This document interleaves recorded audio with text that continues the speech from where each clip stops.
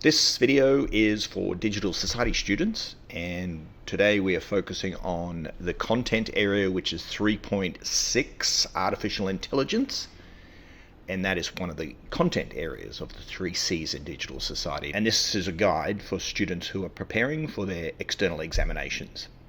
So first of all, if you go to this website called ibdigitalsociety.com, if you go to the blog post, you'll see I've got 3.7, which I've already done a video about. I did that yesterday. And this one here is what we're focusing on today. So it is 3.6 artificial intelligence. So let me just give you an overview to start with. I've changed it from the last study guide, which was done about 3.7 robotics. So I've flipped it around a little bit. The reason I've changed this a little bit is disrupting your kind of normal regular thing is really good for your memory. So if you're used to studying a certain way, change it up every now and again, and you should be able to remember things a little bit. It should enhance your memory. So when you're sitting in the exam room, when you did something slightly different, it should be a stronger memory. That's the aim. So I've done things a little bit differently, and basically I've broken it up into three parts. So first one is the level one, the quick study. So if this is the night before your exam, have a look at this. The next level is level two. So this is a level two. This is if you've got a little bit of extra time, maybe 2 nights. You can, and this is sequential, by the way. So go through level one and then go to level two, and then if you've got time, go to level three. And then I've also got, after level three, so there's level three.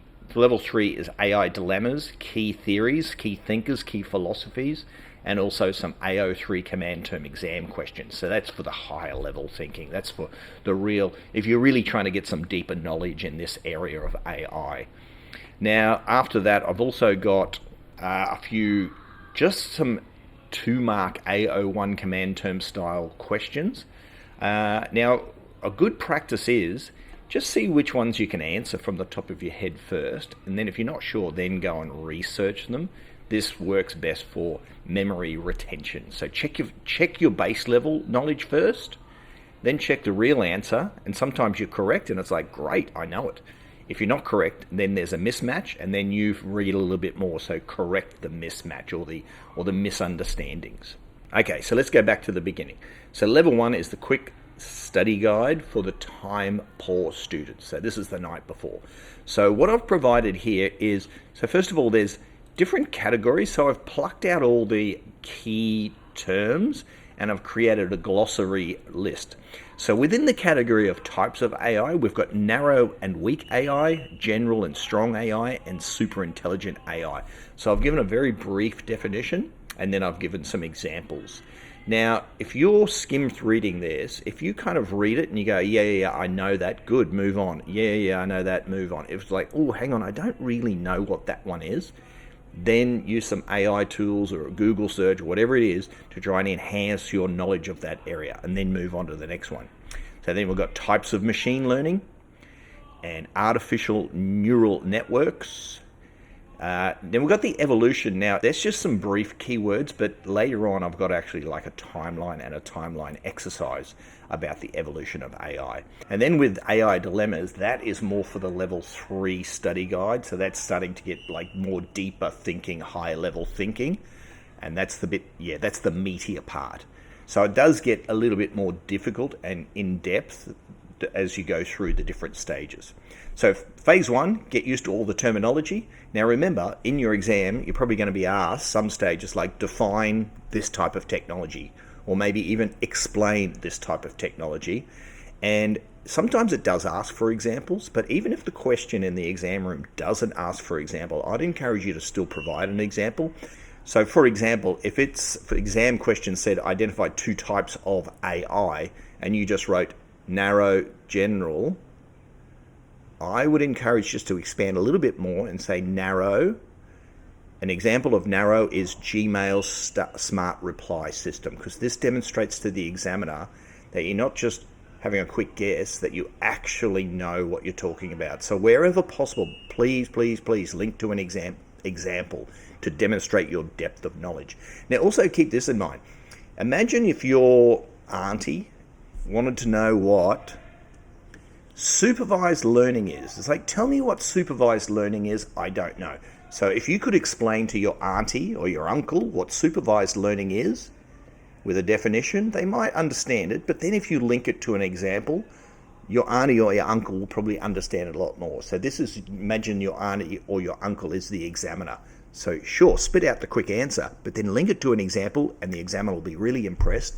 And if they're, sometimes maybe examiners are in doubt, it's like, do they really know what this is? When you link it to the example, it pushes that uncertainty to certainty. Oh yes, they do know what they're talking about because they've identified it or they've defined it and they've explained it, but they've also linked it to examples. So this is one of the main reasons why why I've provided so many examples here, because it demonstrates a depth of knowledge. With that in mind, I've actually got a list of 20 different AO1 command term questions for you to practice and answer.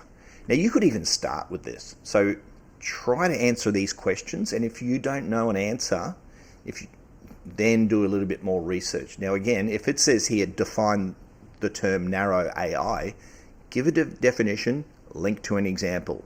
The next one, outline 2 characteristics of supervised learning. Identify the 2 characteristics, link to examples.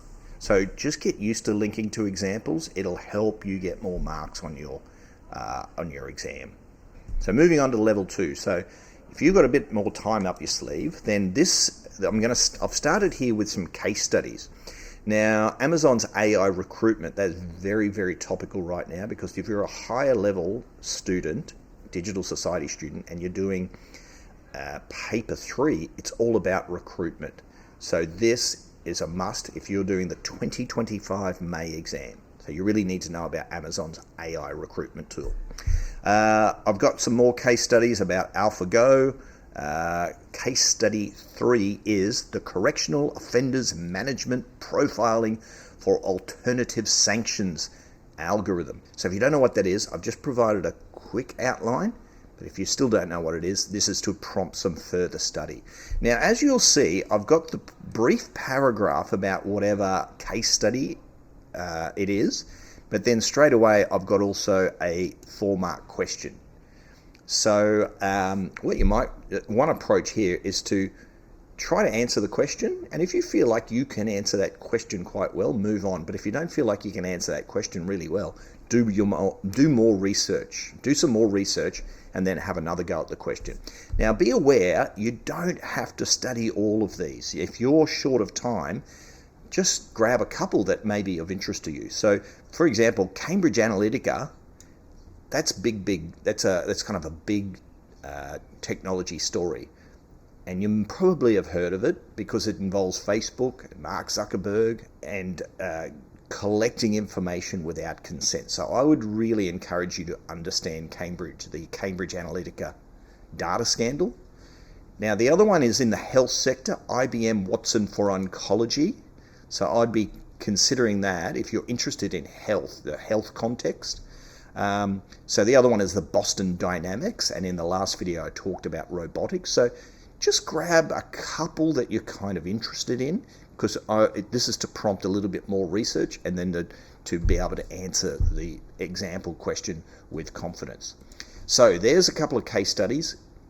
Please dig a bit deeper so you know these case studies, and you'll be able to recall them when you're answering questions. Now just be aware, in the exam they're not going to say explain Boston Dynamics robots evolution, but they may be talking about some kind of a question about evolution or change with technology. So that's where you bring your Boston Dynamics research in. Now there might be a question about social media and how it might influence political campaigns. That's when you bring in the Cambridge Analytica story. So these case studies are hopefully providing you some good nuggets of information that you can drop into your exam responses to demonstrate that you've done your own independent research and you have a depth of understanding in the topic. So the IBM Watson for Oncology, maybe there's some questions about health technology. Whatever the question might be related to health technology, you may be able to pull in this IBM Watson for Oncology case study as an example.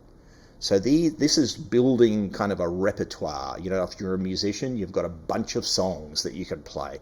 And depending on what the crowd wants, you can call upon those songs when needed to make the crowd happy or make the examiners happy. Okay, now moving on to the next section. This is about the evolution. So here's a very simple timeline. It's super, super, super simple. I would encourage you, and as I've written here in blue, please expand on it. This is a basic timeline. With timelines, you can add more and more and more details, add different contexts, add different people, add different companies.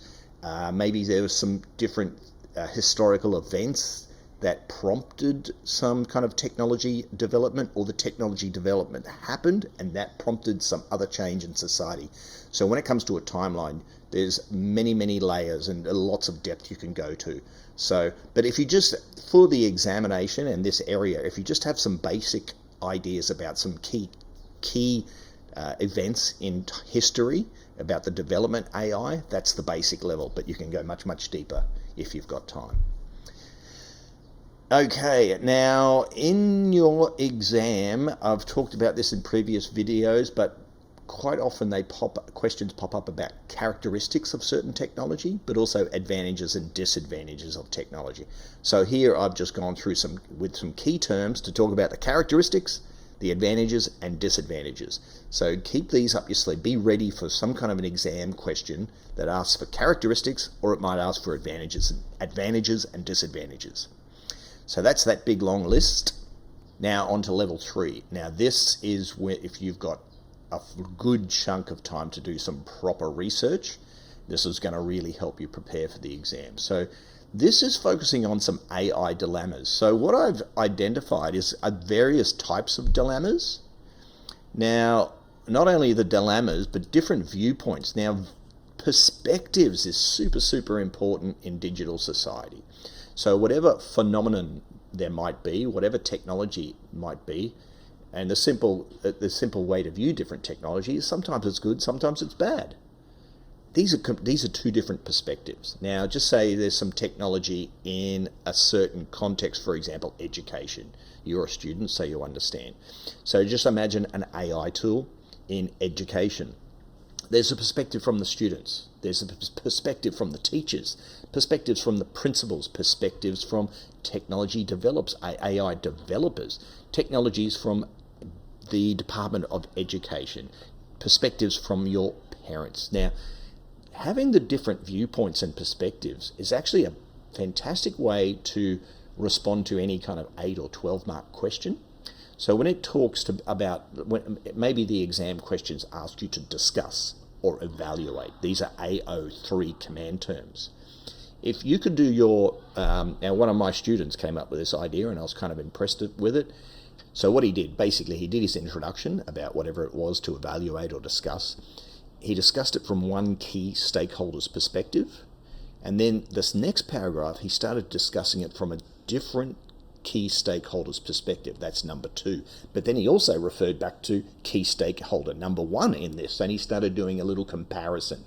Then he introduced a third perspective from a key stakeholder, and then his conclusion was an analysis or a synthesis of all the different key stakeholders, and that was his conclusion, comparing, synthesizing the different perspectives and drawing some kind of conclusions and raising some other issues and questions. So well done to my student who mapped out an exam response with paragraphs from different perspectives. I reckon that was an excellent idea. Okay, so I've got a bunch of dilemmas. So the idea of the dilemmas is for you to explore the different dilemma. So this one is about automation and employment. Look at the different viewpoints and then have a go at responding to the 8-mark question. Now keep in mind, this is kind of the way exam questions are commonly presented. They give the students some stimulus material. So for example, regulation of AI development. Here is the stimulus material to get you thinking. And then they ask the question. And you need to be referring to the stimulus material when you answer the question. So there's a couple of ways you could do this. So first of all, maybe just have a go at answering the question. And if you're not sure about if you get stuck somewhere, then I'm hoping that you'll do some further research. So there's a whole bunch of dilemmas, AI dilemmas here for you to explore. And now the next thing, this is again to arm you with a depth of knowledge. I've now got some key theories. So these are some key theories with regard to artificial intelligence that you can explore. Now again, I wouldn't explore all of them. So just pick some, maybe a couple that are of interest to you or maybe you've heard of before, and try and get a little bit more knowledge about the area. For example, you really should know about Alan Turing. Like if you don't know who he is, do a little bit of research so you understand what his contributions were to artificial intelligence. So again, you might be able to draw upon that information when you're in the exam room. You may be able to drop his name. Minsky as well, he's a key figure in AI development. What did Marvin Minsky do? What was his research? What was his what was his innovation? Who is he? What did he actually do? What did he contribute to AI? So this is for depth of knowledge, trying to get some more knowledge so you can call upon case studies, you can call upon key theorists or key innovators when you're answering your questions. Okay, now I've got some 8-mark and 12-mark questions. I don't think anyone in the world is going to have enough time to answer all of these. So again, just grab a couple. Or maybe another thing, when it comes to the 8-mark and 12-mark questions in your exam, I think it's a good practice, even if you just map out a structure.